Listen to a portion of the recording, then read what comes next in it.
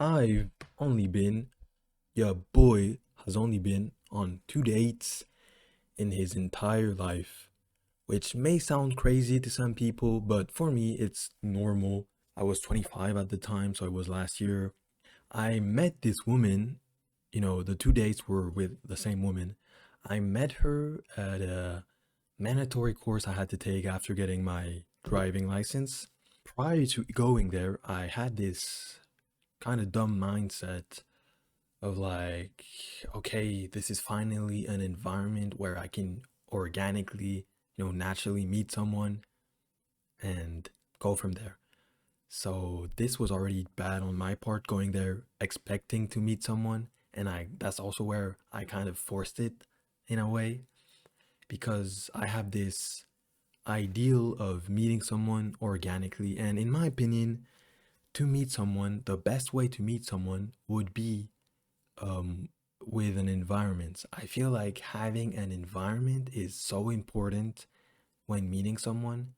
I don't know. I feel like I don't see a lot of people talking about environment being such an important factor when meeting someone and getting into a good relationship. For example, school, or even if you take classes for whatever you're doing, trying to learn, or if you go to sports, you run, you do some kind of activity, hobby where there's women involved or whatever you're into. Sure, you can do dating apps and all that stuff. I've heard a lot of stories where it works, but I've heard also a lot of stories where it gets really bad.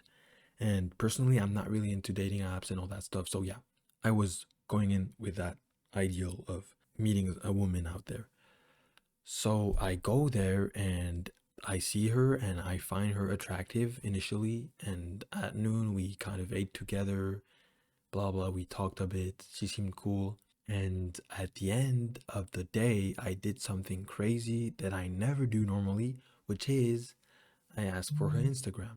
She agreed and we got our contacts and shit. So yeah, I got home immediately. I tried to set up a date for the weekend after because I was like, gotta keep the fire going. We decided to go on a date on a Saturday night, I think. I go there, first time ever going on a date. I go there, stressed and shit. Mind you, she is younger than me, and I'm supposed to be like the more experienced guy because I'm older. So I was kind of supposed to be the leading kind of type. Or this is probably something she kind of expected, maybe, which makes sense, me being older, because she seems like someone that never had a boyfriend. She seems very new to all this dating scene stuff, just like me. So I got there and it was kind of awkward. Obviously, we didn't know what to do. We walked, we talked a bit, and I was like, okay, we can go eat at a restaurant not far away from where we were that I knew of. So we go there, we sit in front of each other. I try to keep up the convo. She talks as well. It wasn't too bad. We had a decent convo, decent conversations. So at the end, I paid. I pulled out the card. It wasn't like she was expecting me to pay. I myself chose to pay because afterwards we went to a bar to get some drinks and she paid. She actually decided to pay. She was like, I'm gonna pay. So she seems like someone that's very like 50-50. She's not gonna be like those women we see online saying, oh man, gotta pay this, that, and the third, you know. And after that, we parted each other. We gave each other a hug. It was very simple, cordial, nothing crazy, and we went back home. So after that, we barely talked, not really, even by messages, maybe one or two was very, very dry on my part and on hers. One day with my homies, we decided to go snowboarding, and during our date, we had spoken on the fact that she wanted to learn how to snowboard, and since I snowboard, I was like, yeah, I can teach you in a joking way. But so came the day where we were actually going, and I thought to myself, why shouldn't I could invite her? So I did. I invited her. She accepted. We went. She came in my car. We drove up with my homie, and yeah, we got there. And this is where things got kind of bad, I guess you could say, because she got out the car at the parking lot. She got out the car and she slipped on ice immediately and slammed right in front of me. Shit was kind of funny, not gonna lie. Obviously, I didn't laugh because I could tell she wasn't hurt. I went up to her and asked if she was good and all that, but it was so awkward and must have been so embarrassing for her. But oh my god, yeah, this is the first impression she gets. She gets out the car, boom, she falls. Okay, but yeah, whatever. We go on, we get her a snowboard, the boots and everything. Then we get to the slopes. I try to teach her, but it's super hard teaching a beginner. You know, when you begin snowboarding, you're gonna fall so much. And I am not a teacher. I do not, teaching is a whole other ball game. I know how to snowboard myself, but teaching it is hard, very hard. So I tried my best. Obviously, she struggled a lot, and we took ages to get down the slope, like so long. You know, fair enough, she's learning. Eventually, we got down a slope. Eventually, it took a time, normal. She's a beginner.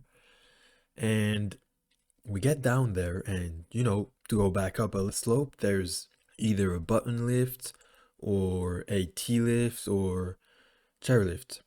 So we get down there and there's a chairlift. And when you begin snowboarding, if any of y'all know, it's super hard to learn how to use these machines. People always struggle so hard, especially button lifts or T lifts. But even chairlifts, it's hard because it's kind of scary when you're not very balanced on the board and stuff, and you have the chairlift coming up and swooping you up, and it's hard, especially when you get there and you have to go down. It feels like you really have to be ready and not fall directly when as soon as you get off. It's really pretty hard. So I get on it. Wait, she's next to me, and so we get on the chairlift. And as soon as it starts going up, it stops suddenly, abruptly. For whatever reason, someone fell, maybe at the end, or there was a problem with the machine. Whatever happened, it happens all the time. And we hadn't had time to bring the security bar down, so it was still up. And so everyone gets pushed forward, but she didn't have the reflex to hold on to the chairlift, and so she falls down head first into the snow, like starfish mode, straight up. And I was just there looking. I couldn't do anything. I didn't have the reaction time to block her. I wish I had, but on the moment, I didn't have the reaction time to put my arm and block her. Do you know what I mean? That's an L on me. That's really an L on me. And she fell, boom, in the snow. And I'm like, oh my God, are you okay and shit? Because that was crazy. She seemed like she was okay. She got up, she got help from the staff, and she got onto the next chairlift. I met her there and she told us she was okay and that no worries, she wasn't hurt. And hopefully she was not hurt, which I'm really grateful because that would have been really bad. But yeah, she wasn't hurt. But imagine, that's crazy. For a first time ever experiencing snowboarding and this happens, that is so crazy. I never seen someone fall off from these chairlifts. Never. Like that was mental. I couldn't believe. And yeah, we kept on our journey. We went down another slope, and at some point I was with two other homies of mine one he skis and he's fairly good at it. He's been skiing since he's pretty young, so he knows, but he almost never goes. So he's not like super good, but still he knows how to ski. And another friend of mine who learned how to ski a few years ago, so he's not very good, but he can ski. He can go down slopes fairly faster, way faster than we've been going up until now. So we were like, and this is maybe a L on my parts, but they were like, okay, what if we split groups and we let the beginners, because the girl I invited, she was a beginner with the brother of one of my homies who had never skied either, and his sister. So they were all three of them together as beginners, and we got to a place where, these slopes for really newbies, newbie slopes, pretty much flats, and so they could learn here and learn the basics here. And so we were like, okay, what if we leave you here? Y'all can learn and do your thing on your own for a bit while we go down 2 or 3 slopes at our regular pace before the day ends. Day comes to an end, and the cars were parked on the other side of where the beginner slopes were. So we had to drive around the damn mountain to go get her and my friend's siblings. We then had to drive back to the ski resort and return her rented snowboard to the shop. After that, we started heading back down, but unfortunately, she forgot to give her rented snowboard boots back and still had them on. That ended up fucking us way more than we thought because, while heading back, there was a fucking snowstorm that hit the area. So she returned the boots, but there was traffic, snow going crazy, and some dumbass lady was out in the middle of the road putting snow chains on her damn van. It forced me to an halt, and of course, my car got stuck because there was a small hill to run up before leaving the ski resort. Car wouldn't budge. It was stuck on snow and hella cars behind me, which is stressful as fuck, by the way. When there's a whole line of cars waiting on you, it's horrible. So I decided to ask the girl and my homie if they could push the car for a bit, which worked. And I kept driving until I got up that hill, not trying to lose that momentum. Good enough, my other friend was behind with his car, so he managed to bring him back up. And yeah, for a full mountain experience, she sure got the full package that day. Golly, was one hell of a day. But honestly, I don't regret it. It was fun. It still was fun, it's experiences. Obviously, maybe she didn't like it as much as we did, but I mean, at least she will remember, you know. After all that hassle, we finally drove back home safe and sound. The days after, we didn't talk much, really. We really didn't talk much.